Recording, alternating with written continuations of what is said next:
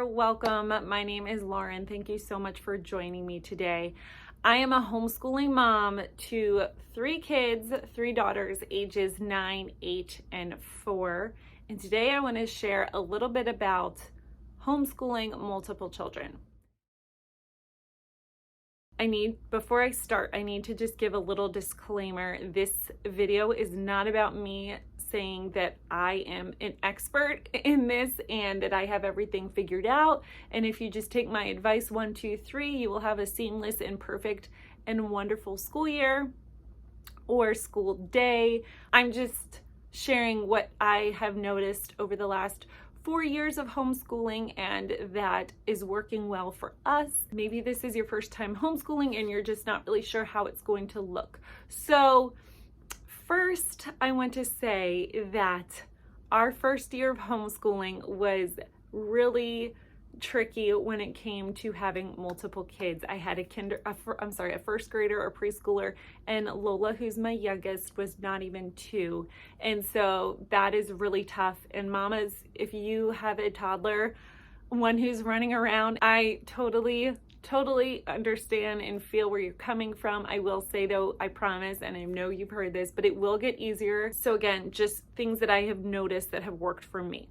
So first of all, I have my little notes here. Occupying that youngest child first. So whether it's the baby, making sure that baby is nice and fed, which I know may be multiple times throughout the school day, totally understand. Or, obviously if they're taking a nap, that would be a really great opportunity. But whoever is the youngest, if they're a toddler, maybe sitting down and playing with them for 15 minutes or so while your older children either do independent work or they play quietly by themselves, but just pouring in one-on-one time to that youngest child. If your youngest child is a preschooler, doing their lessons first. Having that one-on-one time kind of fills their cup, so to speak. I got this tip from JDA. She's an amazing homeschool mom of, I think she has 5 kids now. And so she recommended that, and I took that advice and ran with it and have applied that ever since, and it's worked amazingly. So taking care of that the youngest child first, whatever age group they're in, will be so helpful to get you started off on the right foot. Now, again, while you're taking care of them, your older children can either play quietly, do independent work on a puzzle, color a picture, whatever it may be. Second, what has been really good for us is for their lessons that I need to teach them. So I teach my daughters their language lesson and their math lesson. And then whenever there's like read alouds that they have to read to me, letting them choose which lesson they want to do first has been really, I think, really great, because it lets them have a little bit of autonomy. They feel like, oh, I get to choose. It's not just mom telling me, because I feel like as moms, I feel like that's all we do sometimes is you have to do this and then do this and then do that and don't do that. And so them having that just a little bit of like feeling of, oh, I can choose this one or this one, just goes a long way. And I have noticed that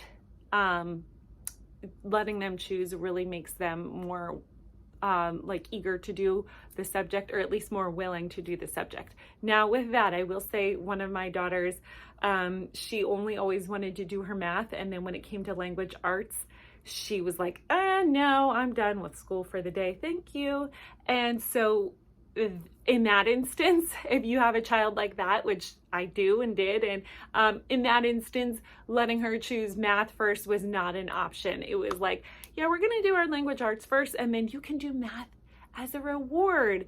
And when I put it like that, I mean, she still didn't love doing her language arts, but she would do it, and then she looked forward to the math as the reward. So maybe if it's like, I guess that's kind of a different point, segueing into a different point, is that if they are struggling with one subject, but they really love another one, having them do that subject first and then the subject that they love, that's their little like reward for working really hard. Next is snacks and breaks, and snacks and breaks. Those are going to be your best friends. Now, I don't want to make it seem like just every 5 minutes you take a break, obviously, you know, that might drag out the school day a little bit long. I have found that all of my children are so different, like extreme opposites when it comes to school. So one of my children likes to just get the work done and doesn't really want to take a break. And I kind of have to force that on them because I see, oh, you know, we need these breaks.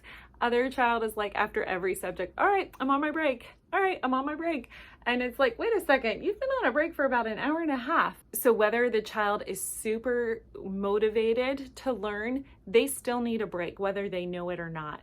The child who can't really do all their subjects at once, their breaks are going to be really important too. Now, obviously, you're the mom. You need to enforce some structure and then use your judgment for that. But having them throughout the day and then snacks, I think sometimes we forget. Wait a second, they're using so much energy, brain energy, even though they may be sitting there. It uses a lot of that, and they need to fill up even more so than normal. So, a nice, good breakfast. Solid breakfast, lots of protein and things like that will be really good. And then a snack too, as needed. So just some things to keep in mind in the back of your mind is sometimes, okay, I was a server for like 3 years, paying my way through college. And so I really liken it to homeschooling multiple children is like being triple sat by 3 large parties. And you're just like, oh my goodness, like, I don't know who to go to first and what do I do? And you can just start to melt down a little bit. And you just feel like you're totally in the weeds. And yeah, so I've felt like that multiple times, and I still do sometimes. It has gotten better over the years as my children have gotten older and more independent, but it can still feel like that sometimes. So just realizing, you know what, I may feel this way and it may have days like that, but give myself 20 minutes. And in 20 minutes, the situation is probably going to be a little bit different. And the situation has probably resolved. So I just try to think to myself, all right, in 20 minutes, it'll be calmed down. Things will be calmer.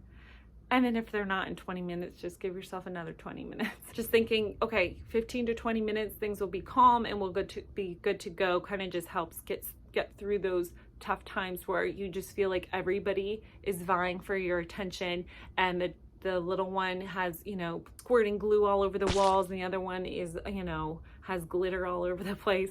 Just 20 minutes and this part will pass. So whether that is, again, somebody is upset, somebody's crying, somebody doesn't want to do their lesson, somebody's finished for the day and they're wondering what to do, and I think you get the point. Another tip, I feel like this one is probably super obvious, but I just feel like I need to put this one out there as well. Have the older ones play with the younger ones, or have the older ones who are able to read play with the younger ones while you're working on a lesson one-on-one. I've even had my last year in my she was in 3rd grade. She's in 4th grade now. In 3rd grade, while I was working with my middle one, she would like do school with my preschooler, and she would quiz her on her little letters, and it was so much fun. And she didn't even realize she was occupying her sister for me. Her sister didn't realize that she was learning her letters. It was just all fun. It was totally great because I was able to get in a lesson, and it wasn't something I asked her to do, or, you know, why don't you teach your sister?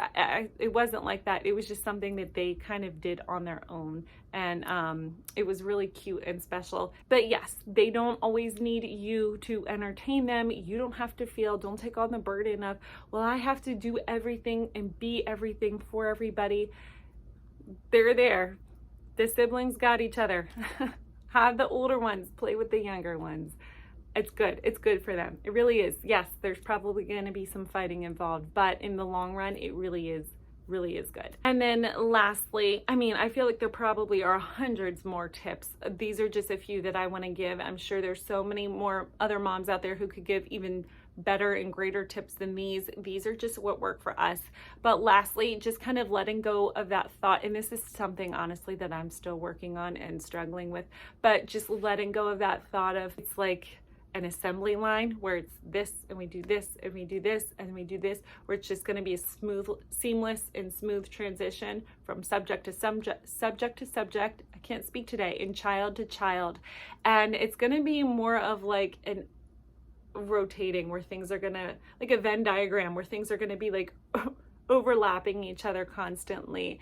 And there are definitely systems to put in place to minimize that, the overlap, and you know, but it's still going to happen. And so that is, again, something I'm still working on, is just trying to really like, okay, this isn't going to be, now we do this and this lines up and this lines up and this line. There's going to be overlap. So that's all I have. Again, I'm sure there's more, but this is just what has been helpful for us. If you have any tips for homeschooling multiple children, please leave them down below so that others can get ideas as well. I thank you so much for being here. If you have not subscribed already, I would really, really appreciate if you did. You can also follow me over on Instagram at The Practical Homeschooler. I would love to see you over there as well. Thank you so much for watching. You have a good day. Take care.